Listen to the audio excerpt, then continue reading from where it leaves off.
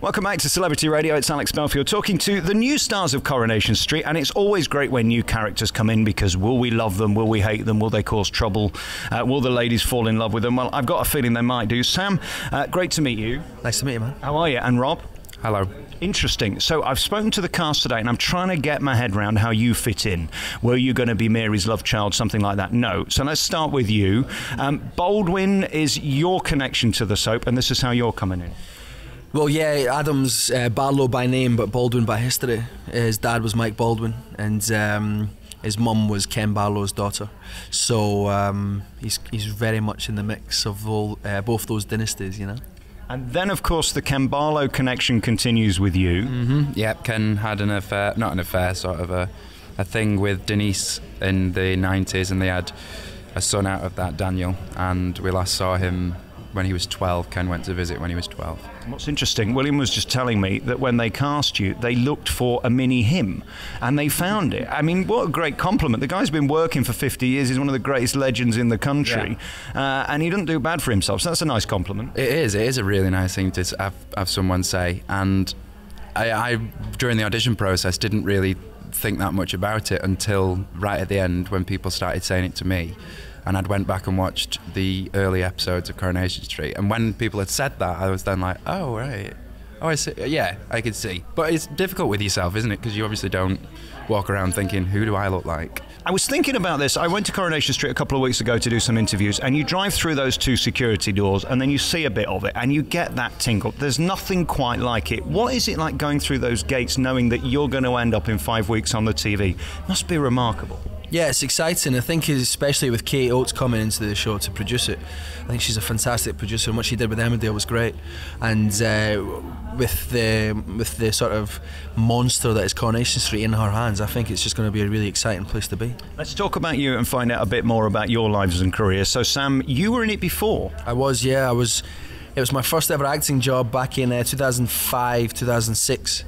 And yeah, I feel as though myself and the character will hopefully be very different this time around.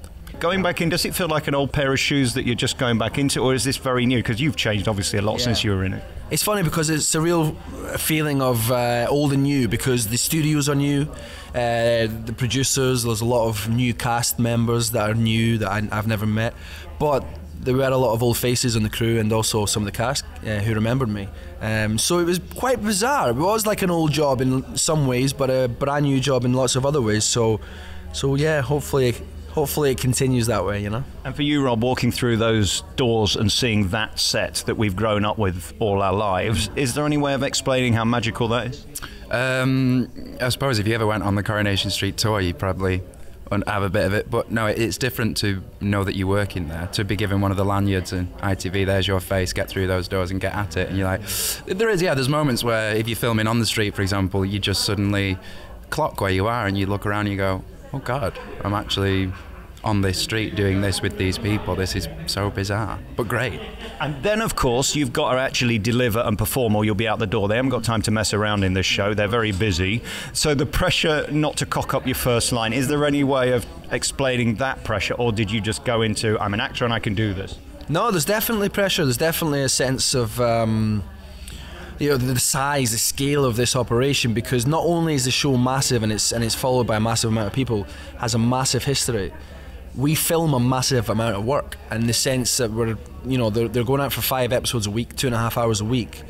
For me personally, having gone on to do a few other bits and pieces since I left Coronation Street, I've not filmed the pace of Coronation Street since, and it took me by surprise to come back into the show and realise how much they film here, and a lot of lines to learn.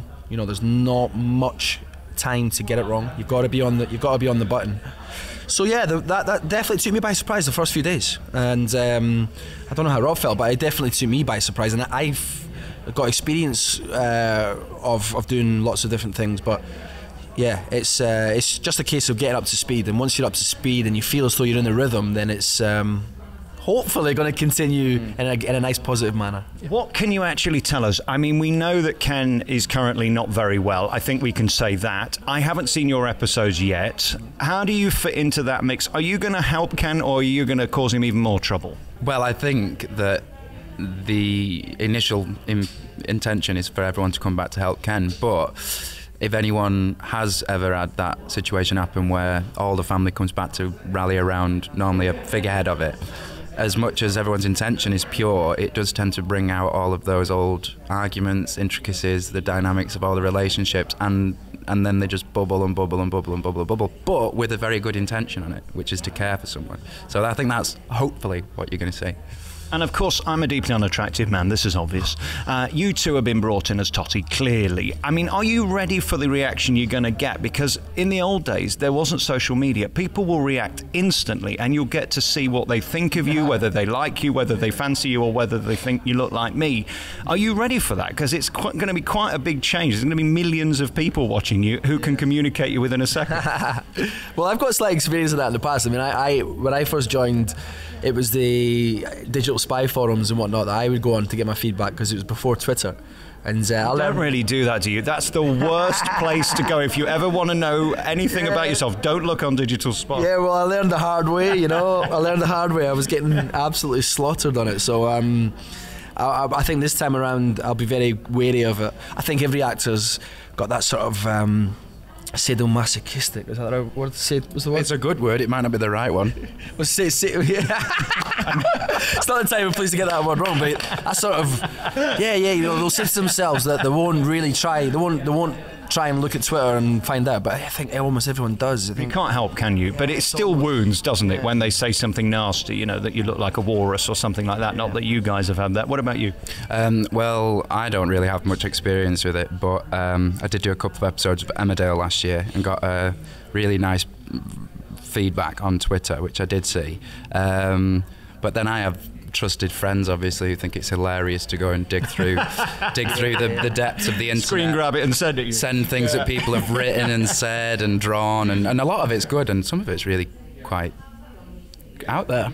Yeah. Well, I think the reality is that you have to realise that there are going to be some people that like you and some people that don't, and hopefully the majority of people like you. But those who don't often have a louder voice, don't they? They come forward first. Yeah, I think it's human nature as well. You know, if you get 10 people saying, giving you a reaction to something, and 9 are positive and 1's negative, that 1 negative will bear in your mind a lot longer than others, and it's just human nature. I think that always happens with actors, but I think as long as the overwhelming majority is in favour and everyone is enjoying what we're doing, or what I'm doing, then it gives it a chance to grow and evolve from there. What an amazing opportunity for you both. We're going to wrap it up there, but I want to wish you both well. I can't wait to see the episodes. A brilliant soap to be in, 2 great casts coming in with Ken. It doesn't get any bigger than that. I wish you both well. Thanks for talking to me. Thank you very much. Cheers.